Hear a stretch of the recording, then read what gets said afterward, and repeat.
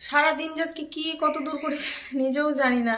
ওই লাস্ট রাত বলছি তোমার ওই রান্নার টাইমেই এসেছিলাম না, দুটো গল্প করলাম যে শোনাবো গল্প, ওখানে মনে হয় এসেছি, তাও মনে করতে পারছি না। বাড়িতে থাকছি, বেশি কাজ নেই, টুকিটাকি কাজ, তাও যদি ভুলে যায় তাহলে কীভাবে হবে বলো তো। ডিমের কার্টুন আর ফেলবো না, ডিমের কার্টুন জড়ো করবো এক জায়গাতে, দেখছি ডিমের কার্টুন বিক্রি হচ্ছে। আমি তো জানতাম না ডিমের কার্টুন বিক্রি হয়, কত ডিমের কার্টুন ফেলে দিয়েছি। প্লাস্টিকের বোতল যেমন জড়ো করছে, এখন ডিমের কার্টুনও বিক্রি করবো। এখানে দেখছি সবই বিক্রি হচ্ছে। তো ডিমের কার্টুনটা এখন দেখি কোনো এক জায়গায় জড়োসড়ো করে রাখবো। আজকে ডিম নিয়ে আসেনি, আনার মতো পরিস্থিতি ছিল না, আনতে পারতাম, আনার মতো পরিস্থিতি ছিল না। তার মধ্যে ভাবলাম যে